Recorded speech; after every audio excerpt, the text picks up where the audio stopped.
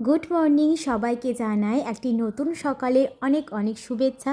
তোমাদের সারা দিন খুব ভালোভাবে কাটুক। আর এই দিকে দেখো আমি মধু আর লেবু দিয়ে গরম জল নিয়ে নিয়েছি, এটা তো খাবো। আর খেতে খেতে তোমাদের সাথে এই সুন্দর একটা ভিডিও আমি শেয়ার করব। তো আমার এই নতুন চ্যানেলে তোমাদেরকে জানাই অনেক অনেক স্বাগত। তো দেখো আজকে খুব সুন্দর রোদ উঠেছে, তার জন্য আমি সব বিছানা চাদর সব রোদে দিয়ে দিয়েছি।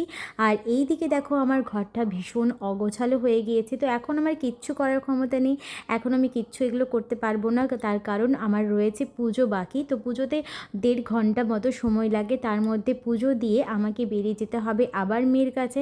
আর এইদিকে দেখো ভেজা জামা কাপড়গুলো ছিল, এগুলো আমি রোদে দিয়ে দেবো। তো আমার স্নান হয়ে গেছে, স্নান হয়ে আমি একটু চুলটা শুকিয়ে নিচ্ছি, কারণ যতই হোক শীতকাল, আর শীতকালে না আমার মেয়ের ভীষণ ঠান্ডা লেগে যায়। তো চুলটা শুকিয়ে নেব, তারপরে যাব পুজো দিতে। তো আজকে প্রায় 3 দিন পর শ্যাম্পু করলাম মাথায়, তো ভীষণ ভালো লাগছে শ্যাম্পু করে। তো চলো ঠাকুর ঘরে চলে এসেছি। আর এইদিকে দেখো আমার গোপাল সোনা এখনও ঘুম থেকে ওঠেনি, এখন ঘড়িতে বাজে 8:30।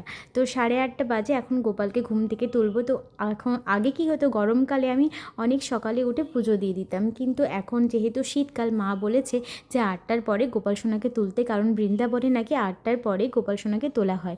তো প্রথমেই বসাবো আমি ভাত, কারণ ভাতটা হতে হতে তখন এদের সমস্ত স্নান শৃঙ্গার এগুলো সব হয়ে যাবে, তখন আমি অনেকটা সময়ও পেয়ে যাব, তাই না? তো ওদের স্নান শৃঙ্গার দেবো, তারপরে আমি ভাত বসাবো, সেক্ষেত্রে তো অনেকটা দেরি হয়ে যায়। আর এইদিকে দেখো গ্যাসটা একটু নোংরা হয়ে গেছে, তোমরা কিছু মনে করো না, এটা চেঞ্জ করা হয়, পরিষ্কারও করা হয়। যেহেতু ছোটো গ্যাস তো নড়তে নড়তে অনেক সময় আগুনটা বেড়ে যায়, তখন উঠলে পড়ে যায় নিচে। তো সবাইকে দেখো, সবাই দেখো আমার রাধা কৃষ্ণকে কেমন লাগছে, আমার গোপাল সোনা আর আমাদের ছোট ছোট গোপলুকে কেমন লাগছে।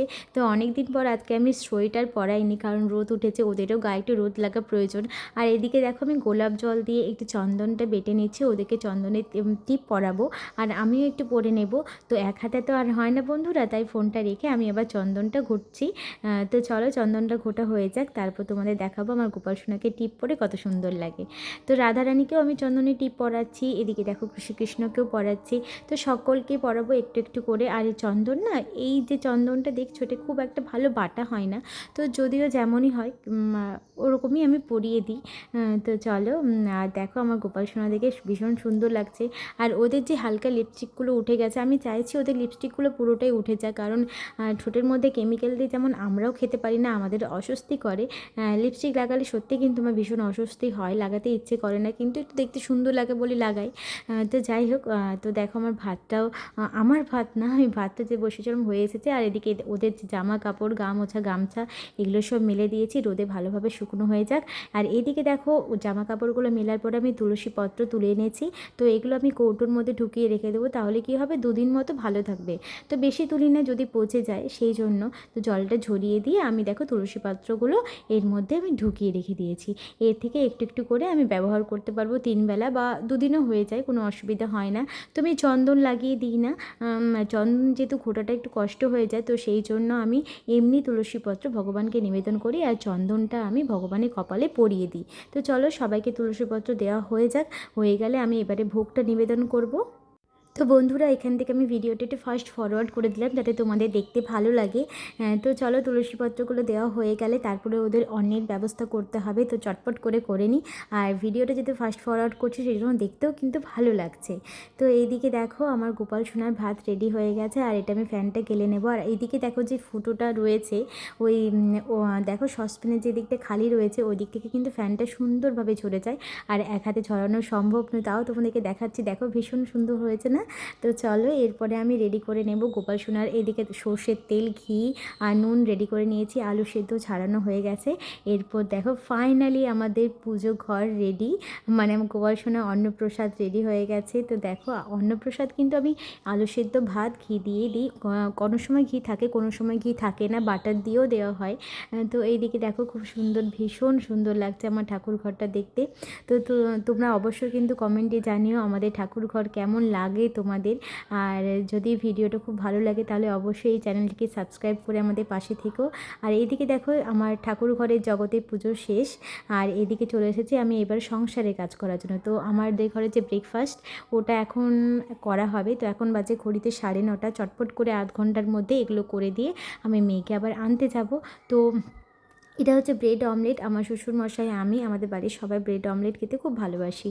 তো চলো চটপট করে ব্রেড অমলেটটা বানিয়ে নিই, তারপরে এগুলো খেয়ে দিয়ে আমি বেরোবো। তো দেখো আমার খাওয়া হয়ে গেছে, আমি একটা খেয়েছি আর একটা এসে খাবো। তো চলো আমি রেডি হয়ে গেছি। তো আমাকে কেমন লাগছে অবশ্যই কমেন্টে জানিও। অনেক দিন পর এই আমি এলাম এই চ্যানেলে। তো তোমাদের কেমন লাগছে একটু কমেন্টে অবশ্যই জানিও, কিন্তু আমার ভালো লাগবে।